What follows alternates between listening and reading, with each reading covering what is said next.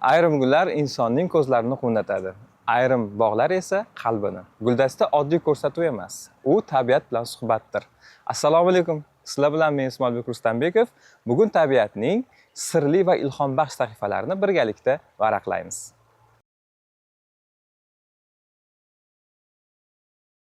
Ba'zan eng chiroyli bog'ni qimmatbaho bezaklar emas, balki mehr bilan parvarish qilingan bir tup gul ham bezaydi. Yashil qo'llar tanlovimizga yuborilgan fotosuratlar ularning yorqin namunasidir. Keling, tabiatni sevuvchi tomoshabinlarimiz tomonidan yuborilgan go'zal manzaralarni birgalikda tomosha qilamiz.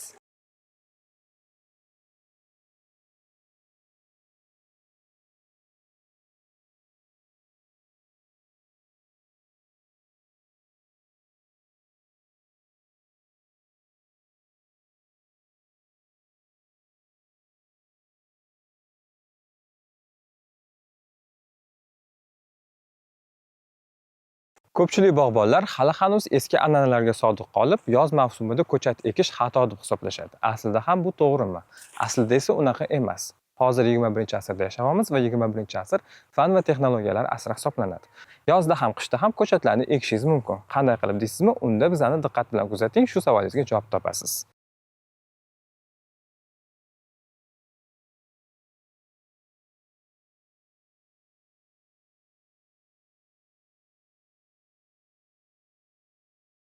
Ko'pchilik hozirgi kunda bog'ida turli xil o'simliklarni parvarish qilishni yaxshi ko'rishadi. Shu sababli aynan gullaydigan o'simliklarni aksiyasi, chegirmalari yoz paytida davom etadi, ko'pgina gul sotadigan joylarda.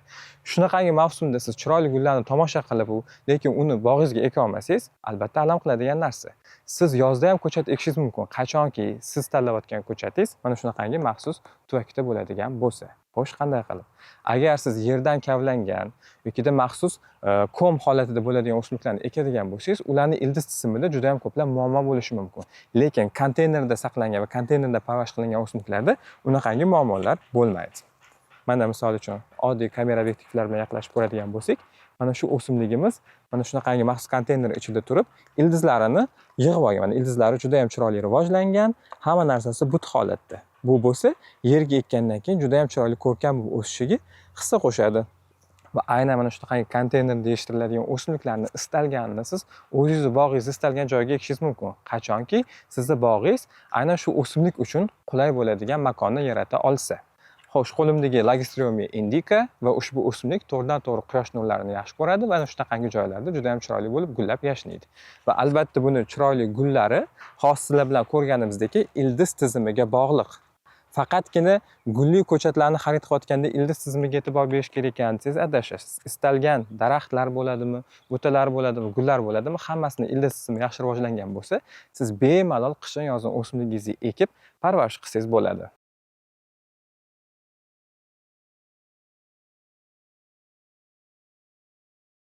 Ayniqsa so'nggi yillarda juda ham ko'plab qurilish ishlari amalga oshirilyapti va bilasizki, shak shubhasiz qurilish ishlari bo'ladigan bo'lsa, ana o'sha hududni ko'kalamzorlashtirish va obodonlashtirish ishlarini amalga oshirish kerak. Mana shunaqangi fursatlarda bizga aynan konteynerda maxsus idishda yetishtiriladigan o'simliklar yordamga keladi va aynan shu o'simliklarni siz yozni issig'ida ham bemalol ekishingiz mumkin. Faqat bunda bizani bir qancha e'tibor berishimiz kerak bo'lgan tavsiyalar mavjud. Birinchisi, siz ekmoqchi bo'lgan paytingiz bu ertalabki salqin bo'lishi kerak. Ya'ni ertalabki salqinda ertalabki soat 8-9 gacha bo'lgan muddat yoki kechki salqin. Kechqurungi soat 6 dan keyingi muddatda o'simliklarni bemalol ekishingiz mumkin bo'ladi va ekayotganingizda o'simliklarni ekiladigan kavagiga yaxshilab suv quyish kerak va bu suv o'simliklarning ildizini aynan o'sha yerga yaxshi moslashib ketishiga, birikib ketishiga yordam beradi. Lekin bizni yoz paytida o'simliklarni ham ekdik va o'sha o'z vaqtida ekdik. Mana shu tavsiyalarga e'tibor berdik. Shu bilan o'simligimiz yashab ketadimi deydigan bo'lsangiz, sizga yana bir qancha tavsiyalarni berib o'taman. Aynan mana shunaqangi paytda o'simliklarda sal e'tiborli bo'lishimiz kerakki, biz yerga ekdik bo'ldi degani emas. U o'simliklarni yerga yaxshi moslashishi va ildizlari bilan shu yerni o'rab olishi uchun eng birinchi navbatda stimulyatorlardan foydalanishimiz kerak bo'ladi. Xo'sh, qanaqa bo'ladi? Misol uchun, mana ushbu qo'limdagi gortenziya guli. Gortenziya guli suvsizlikka uzoq vaqt davomida chiday olmaydi. Shu sababli bularni siz har kuni sug'orishingiz kerak. Har kuni sug'orilgandan keyin bularni tuproq tarkibidagi makro elementlar yuvilib ketadi va o'simlikning ildizlarini kuchlantirib qo'yishi mumkin. Va aynan mana shu ildizlarni kuchsiz bo'lib qolmasligi uchun siz stimulyator moddalardan foydalanishingiz kerak bo'ladi. Stimulyator moddalari bu ildizlarini yaxshi rivojlanishini va o'simlikni tanasini chiroyli bo'lib o'sishini va gullarini uzoq vaqt gullab turishini ta'minlab beradi. Va aynan biostimulyatorlar asosan o'zini tarkibida karnivin moddasini jamlaydi va aynan karnivin deb nomlanadigan preparatlardan ham foydalansangiz bo'ladi. Undan tashqari ularning juda ham ko'plab turlari bor. Aynan bularni ildiz qismidan ostki qismiga quyib berishingiz kerak bo'ladi.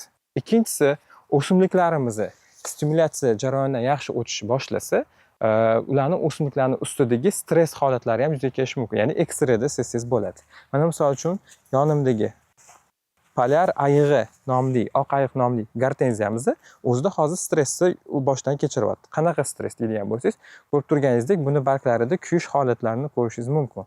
Yoz mavsumida juda ham kuchli issiq bo'lganligi uchun suvsizlikka chiday olmaydigan o'simliklar, aynan hidrangeya deb nomlanadigan o'simliklarimiz ko'pi suvsizlikdan aziyat chekadi. Siz ularga ko'p suv tagiga quyib berishingiz mumkin yoki ustidan cho'miltirib berishingiz mumkin, faqat uni har kuni regular tartibda amalga oshirmasangiz, ularda stress yuzaga keladi. Shu sababli aynan shu stressni oldini olish va shu stressdan o'simliklarni davolash uchun siz antistress preparatlardan foydalanishingiz kerak bo'ladi. Antistress preparatlari o'zining tarkibida magniy, kaliy moddalarini jamlagan bo'ladi va nitratlardan yiroq bo'ladi. Shu sababli bu o'simliklarimiz juda ham chiroyli bo'lib, barglarini yengillab olishga va o'zini gullarini uzoq muddat davomida tetik holatda saqlashiga hissa qo'shadi.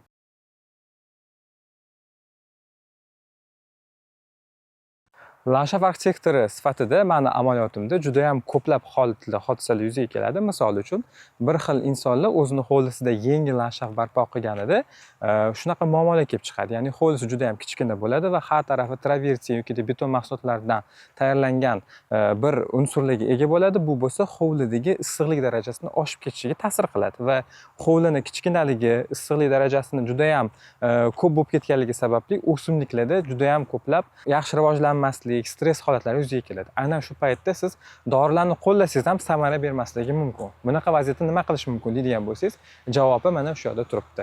Agar siz o'simliklaringizni yangi ekkan bo'lsangiz, hovlingiz kichkina bo'lsa yoki juda ham quyoshli joy bo'ladigan bo'lsa, aynan mana shunaqangi maxsus soyalashtirgichlardan foydalanishingizni tavsiya qilaman. Bu xalq tilida pretenka deb nomlanadi. Pretenka o'zi rus tilidan tarjima qilganda bemalol soyalashtiruvchi degan ma'noni beradi. Aynan soyalashtiruvchi ushbu setkalarimiz bizlarning bozorlarda juda ham ko'plab sotiladi va bularni juda ham har xili bo'ladi. Aynan qanaqalarini ishlatishimiz kerak. Ana shuni tavsiyasini ko'pchilik bermaydi. To'g'ri, pretenkani olib ishlatish mumkin, lekin aynan qanaqasini olish kerak. Bularning ham albatta o'zining foizi bo'ladi. Misol uchun mana ko'rib turibsiz, buni orqasidan qo'limni harakatga keltirsam sizga ko'rinyapti. Sababi bu 35-45% soyalashtirgich hisoblanadi. Va siz ham bozordan xarid qilayotganingizda imkon qadar 35% dan 75% gacha bo'lgan soyalashtirgichlarni xarid qilishingizni tavsiya qilaman. Nima uchun? Sababi siz yangi ekkan o'simligingiz bir umr mana shunaqangi soyalashtirgichi ostida qolishi kerak emas, ya'ni adaptatsiya bo'lishi kerak. Va bizni o'simliklarimizni yerga ekkanimizdan keyin yaxshi adaptatsiya bo'lishi uchun aynan yoz mavsumida ekilgan o'simliklarni mana shunaqangi 35-75% oralig'idagi soyalashtirgich bilan himoya qilamiz. Bu aytganimdek, birinchisi o'simligingizni soyalaydi, himoya qiladi quyoshdan keladigan ultra binafsha nurlardan. Ikkinchisi bo'lsa, osongina yerga adaptatsiya bo'lishiga hissa qo'shadi. O'ylaymanki, sizlarga bugun bergan tavsiyalarim juda ham foydali bo'ladi va buni amaliyotda to'g'ri qo'llay olasiz.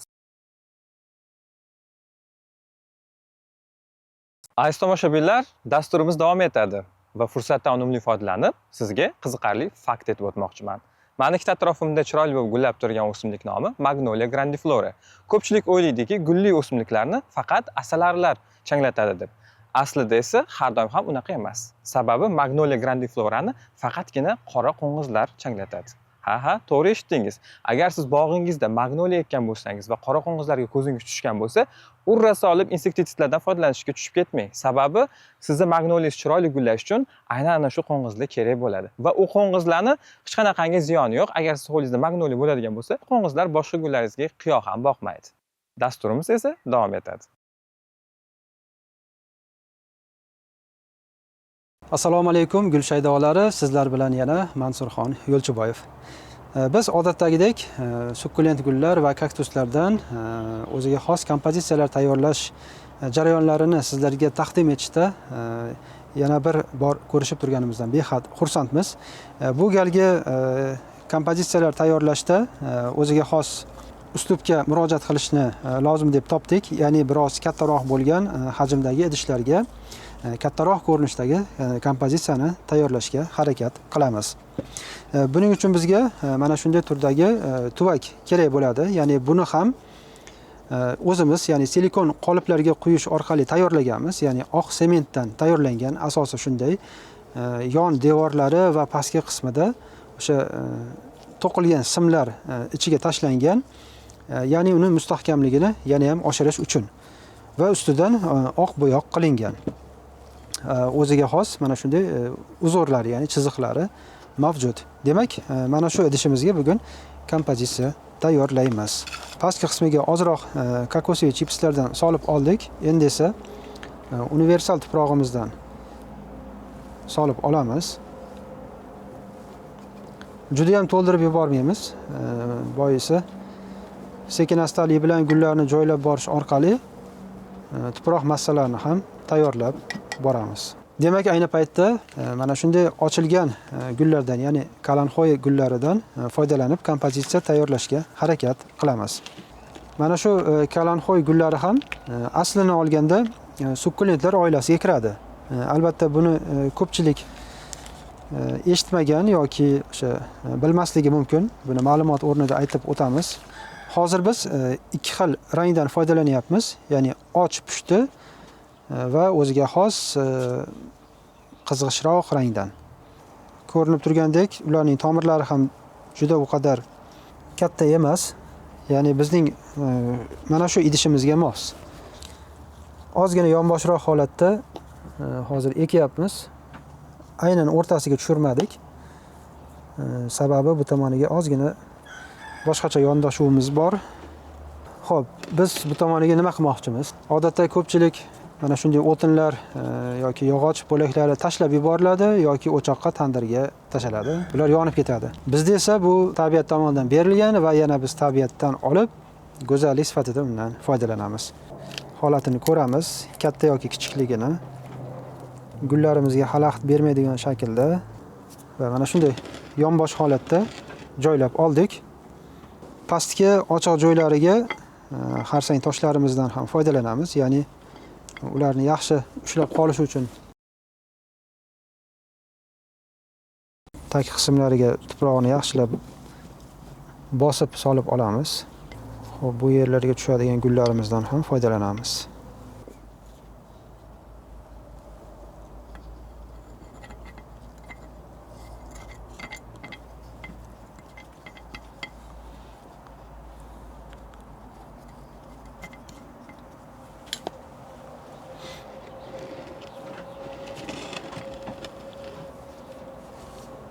Demak, bu yog'ochimizning shakliga mos tarzda mana bunday marjon gulimiz bor. Mana shu gulni shu yerga joylashtirishni hozir o'ylayapmiz. Agar shu joyga mos tushadigan bo'lsa qo'yamiz. Albatta dastlab buni xayolda tasavvur qilib olamiz. Keyin amalga oshiramiz. Chiroyli chiqadigan bo'lsa qoldiramiz. Odatda ko'pincha bu ishlar agar o'zimga ham yoqadigan bo'lsa, o'ylaymanki boshqalarga ham manzur bo'ladi degan fikr bor. Albatta har kimning didi har xil. Hammaga mos tushadigan narsani tayyorlash ham aslini olganda mumkin emasdek tuyuladi. Lekin umumiy ma'noda o'shanga harakat qilamiz. Mana bunday chig'anoqlar ham bor. Ya'ni bu ham o'sha tog'li joylardan olib kelingan. Gulimizning orqa qismiga ishlatishimiz mumkin. Ya'ni uch qismini chiqarib qo'yamiz. Bu bizga ham dizayn vazifasini bajaradi, ham gulimizni mustahkam ushlab turish uchun xizmat qiladi. Ya'ni ikki xil vazifani bajarishi mumkin bo'ladi.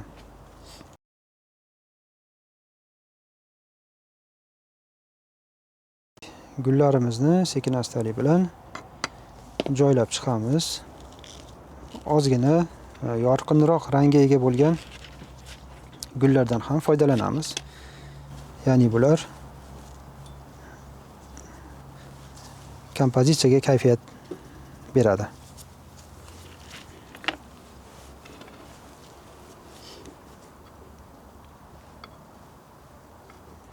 Bu gullarimiz yorug'roq joyiga mos tushadi.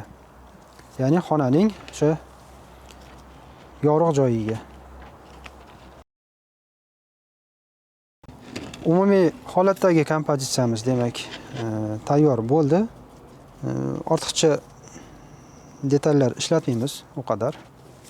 Marjon gullarimizni yog'ochning biroz ochiqroq joylaridan joylab olamiz. Xo'p, buni ozgina tushirsak, bu yerga qo'yadigan narsamiz bor. Xo'p, bu yog'och qoldig'i chirib ketmaydimi? Chirib ketguncha siz bu guldan ancha bahramand olasiz. Uncha-munchaga chirimaydi. Nechadir yillar davomida o'zi tashqarida turgan, keyin biz uni olib saqladik va endi mana ishlatyapmiz. Tuvagimizning rangi oq bo'lganligi sababli asosan oq toshdan foydalanamiz. Gullarimizni o'zi rangli bo'lganligi sababli ham rangli toshlardan bu gal foydalanmaymiz.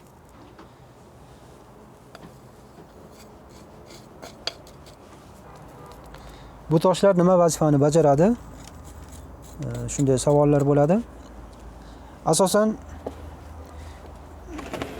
chiroyli ko'rinish uchun, namlikni tez parlanib ketmasligi uchun ham xizmat qiladi. Ya'ni uni pastki qismida universal tuproq bor va namlik ham oz-moz miqdorda ushlanib qoladi. Va yuqori qismi o'sha chiroyli holatda turadi. Jigar rang yoki qop-qora tuproq ko'rinib turgandan ko'ra, mana shunday toshning ko'rinib turgani biz uchun ma'qul. Demak, mana bunday toshlarimiz ham bor. O'sha tabiiy o'ziga xos rang, bulardan ham shu yerda foydalanamiz. Mana bu yerda bir qo'zichog'imiz bor ekan. Balki shuni bu yoqqa qo'yarmiz. Bu yog'i endi ijodiy yondashuv. Kimgadir ma'qul bo'lsa shu holatda olishadi yoki olib qo'yishimiz ham mumkin bo'ladi. Yog'ochimizning yuqori qismida bu uchun joy bor. Ya'ni kompozitsiyamizning old tomoni bu yoqda, shu bois ham chiroyli ko'rinish uchun kapalayda mana shu holatda joyladik. Va bizda xon qizi ham bor. Uni esa pastki qismga joylab olamiz. Ya'ni tuvagimizning yuqori devor qismiga. Demak, yakunda suv sepib olamiz. Ya'ni yuqori qismidan umumiy holatda mana shu sepgan gulimizga suvlar 5 kun bir haftaga yetadi. Hurmatli tomoshabinlar, bugungi sizlar uchun tayyorlagan o'ziga xos yorqin ranglardan iborat gullardan tayyorlagan kompozitsiyamiz mana shu holatga keldi. O'ylaymizki, sizlarga ham bu manzur bo'ldi. Va mana shu holatda tayyorlangan gullar va kompozitsiyalarni yaqinlaringizga berib, ularni ko'nglini ko'tarishingiz mumkin bo'ladi. Bundanda qiziqarli va chiroyli ko'rinishga ega bo'lgan kompozitsiyalarni ko'rmoqchi bo'lsangiz, dasturlarimizni kuzatib boring. Salomat bo'ling.